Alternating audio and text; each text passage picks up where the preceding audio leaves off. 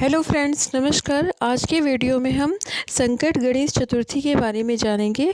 Friends, यह व्रत माताएं अपने पुत्र की दीर्घ आयु के लिए रहती हैं।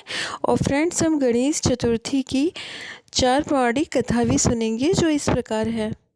सकट चौथ का व्रत 17 जनवरी को रखा जाएगा।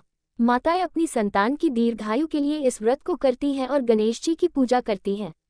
इस दिन गणेश जी की पूजा की जाती है और चंद्रमा को अर्घ्य देने के बाद महिलाएं पानी पीकर व्रत तोड़ती हैं।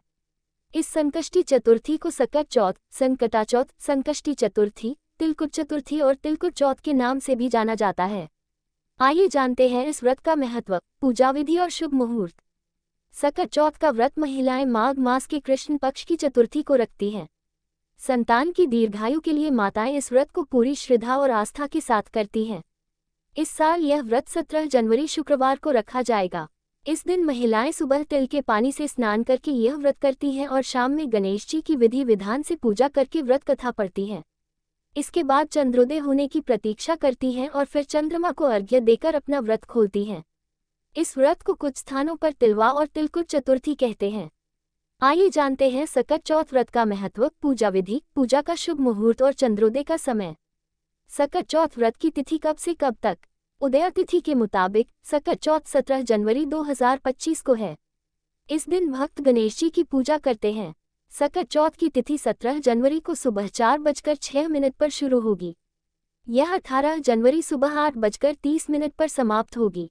इसलिए माताएं सकट चौथ का व्रत 17 जनवरी को रखेंगी और इसी दिन रात को चंद्रमा को अर्घ्य देंगी। सकट चौथ व्रत का महत्व।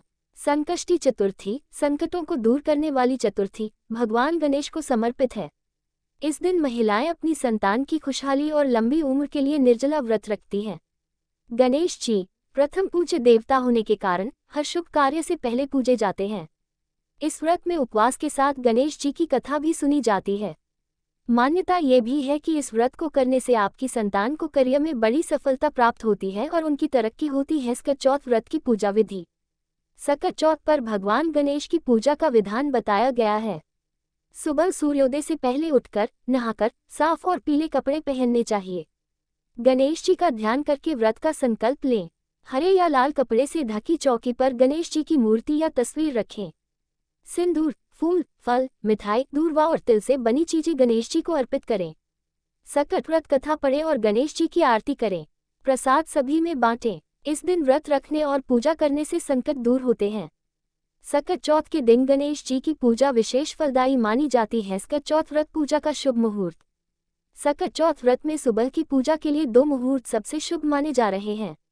पहला मुहूर्त सुबह 5:27 से 6:21 तक है।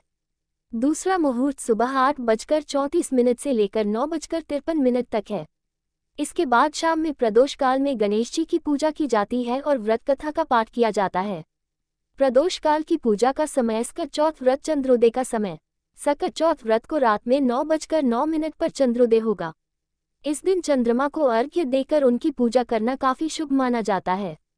ऐसा माना जाता है कि इस समय पूजा करने से भक्तों पर चंद्रमा की कृपा बरसती है और संतान की आयु लंबी होती है। श्री गणेशाय नमः। संकष्टी गणेश चतुर्थी व्रत करने से घर परिवार में आ रही विपदा दूर होती है।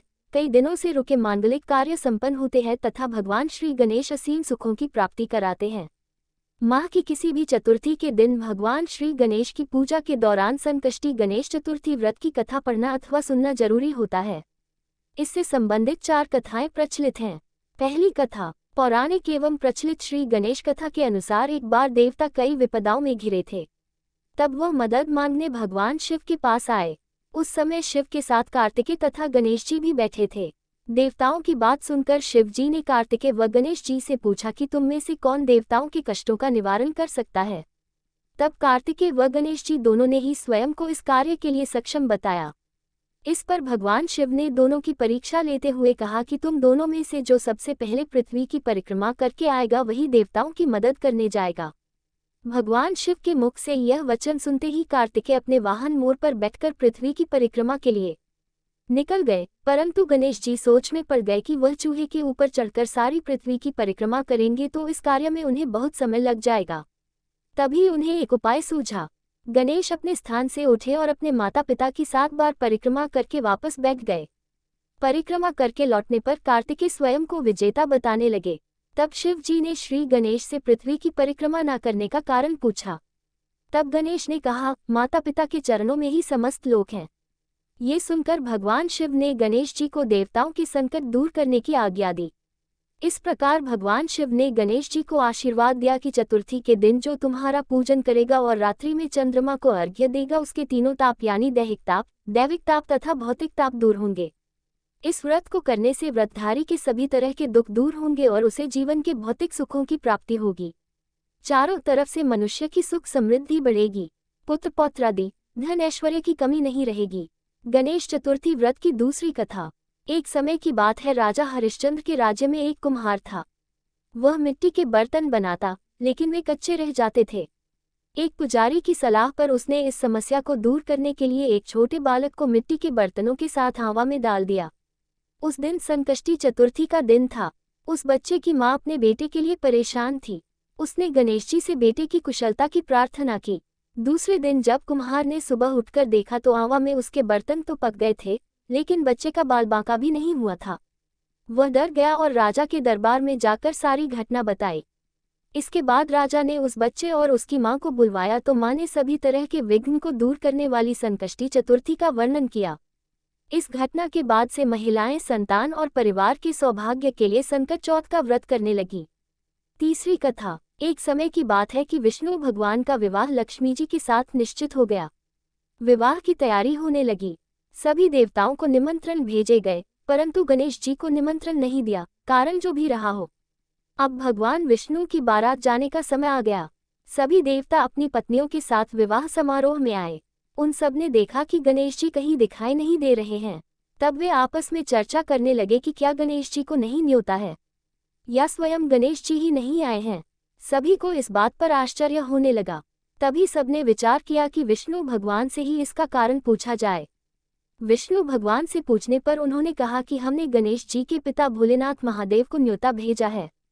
यदि गणेश जी अपने पिता के साथ आना चाहते तो आ जाते, अलग से न्योता देने की कोई आवश्यकता भी नहीं थी। दूसरी बात यह है कि उनको 1.25 मन मूंग, 1.25 मन चावल, 1.25 मन घी और 1.25 मन लड्डू का भोजन दिन भर में चाहिए।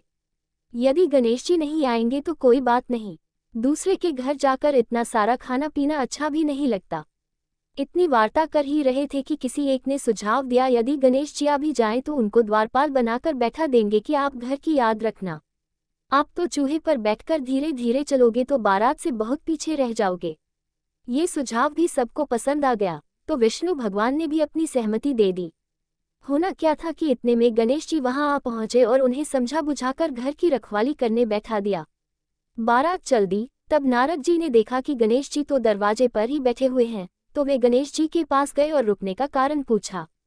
गणेश जी कहने लगे कि विष्णु भगवान ने मेरा बहुत अपमान किया है। नारद जी ने कहा कि आप अपनी मूषक सेना को आगे भेज दें, तो वह रास्ता खोद देगी जिससे उनके वाहन धरती में धंस जाएंगे, तब आपको सम्मानपूर्वक बुलाना पड़ेगा। अब तो गणेश जी ने अपनी मूषक सेना जल्दी से आगे भेज दी और सेना ने जमीन पोली कर दी। जब बारात वहां से निकली तो रथों के पहिए धरती में धंस गए। लाख कोशिश करें परंतु पहिए नहीं निकले। सभी ने अपने अपने उपाय किए, परंतु पहिए तो नहीं निकले, बल्कि जगह जगह से टूट गए। किसी की समझ में नहीं आ रहा था कि अब क्या किया जाए। तब तो नारद जी ने कहा, आप लोगों ने गणेश जी का अपमान करके अच्छा नहीं किया। यदि उन्हें मनाकर लाया जाए तो आपका कार्य सिद्ध हो सकता है और यह संकट टल सकता है। शंकर भगवान ने अपने दूत नंदी को भेजा और वे गणेश जी को लेकर आए। गणेश जी का आदर सम्मान के साथ पूजन किया। तब कहीं रथ के पहिए निकले। अब रथ के पहिए निकल को गए, परंतु वे टूट फूट गए, तो उन्हें सुधारे कौन। पास के खेत में खाती काम कर रहा था, उसे बुलाया गया। खाती अपना कार्य करने के पहले श्री गणेशाय नमः कहकर गणेश जी की वंदना मन ही मन करने लगा। देखते ही देखते खाती ने सभी पहियों को ठीक कर दिया। तब खाती कहने लगा कि हे देवताओं, आपने सर्वप्रथम गणेश जी को नहीं मनाया होगा और न ही उनकी पूजन की होगी, इसीलिए तो आपके साथ यह संकट आया है। हम तो मूर्ख अज्ञानी हैं, फिर भी पहले गणेश जी को पूजते हैं, उनका ध्यान करते हैं। आप लोग तो देवतागण हैं, फिर भी आप गणेश जी को कैसे भूल गए। अब आप लोग भगवान श्री गणेश जी की जय बोलकर जाएं, तो आपके सब काम बन जाएंगे और कोई संकट भी नहीं आएगा। ऐसा कहते हुए बारात वहां से चल दी और विष्णु भगवान का लक्ष्मी जी के साथ विवाह संपन्न करा के सभी सकुशल घर लौट आए। हे गणेश जी महाराज, आपने विष्णु को जैसो कारज सारियो ऐसो कारज सबको सिद्ध करजो। बोलो गजानन भगवान की जय। चौथी कथा। श्री गणेश चतुर्थी व्रत की पौराणिक कथा के अनुसार एक बार भगवान शिव तथा माता पार्वती नर्मदा नदी के किनारे बैठे थे। वहां माता पार्वती ने भगवान शिव से समय व्यतीत करने के लिए चौपड़ खेलने को कहा। शिव चौपड़ खेलने के लिए तैयार हो गए, परंतु इस खेल में हार जीत का फैसला कौन करेगा, ये प्रश्न उनके समक्ष उठा तो भगवान शिव ने कुछ तिनके एकत्रित कर उसका एक पुतला बनाकर उसकी प्राण प्रतिष्ठा कर दी और पुतले से कहा, बेटा, हम चौपड़ खेलना चाहते हैं, परंतु हमारी हार जीत का फैसला करने वाला कोई नहीं है, इसलिए तुम बताना कि हम दोनों में से कौन हारा और कौन जीता। उसके बाद भगवान शिव और माता पार्वती का चौपड़ खेल शुरू हो गया। ये खेल 3 बार खेला गया और संयोग से तीनों बार माता पार्वती ही जीत गईं। खेल समाप्त होने के बाद बालक से हार जीत का फैसला करने के लिए कहा गया, तो उस बालक ने महादेव को विजयी बताया। ये सुनकर माता पार्वती क्रोधित हो गईं और क्रोध में उन्होंने बालक को लंगड़ा होने, कीचड़ में पड़े रहने का श्राप दे दिया। बालक ने माता पार्वती से माफी मांगी और कहा कि यह मुझसे अज्ञानतावश ऐसा हुआ है, मैंने किसी द्वेष भाव में ऐसा नहीं किया। बालक द्वारा क्षमा मांगने पर माता ने कहा, यहाँ गणेश पूजन के लिए नागकन्याएं आएंगी, उनके कहे अनुसार तुम गणेश व्रत करो, ऐसा करने से तुम मुझे प्राप्त करोगे। ये कहकर माता पार्वती शिव के साथ कैलाश पर्वत पर चली गईं। 1 वर्ष के बाद उस स्थान पर नागकन्याएं आईं। तब नागकन्याओं से श्री गणेश के व्रत की विधि मालूम करने पर उस बालक ने 21 दिन लगातार गणेश जी का व्रत किया। उसकी श्रद्धा से गणेश जी प्रसन्न हुए। उन्होंने बालक को मनोवांछित फल मांगने के लिए कहा। उस पर उस बालक ने कहा, हे विनायक, मुझमें इतनी शक्ति दीजिए कि मैं अपने पैरों से चलकर अपने माता पिता के साथ कैलाश पर्वत पर पहुंच सकूं और वे ये देख प्रसन्न हों। तब बालक को वरदान देकर श्री गणेश अंतर्ध्यान हो गए।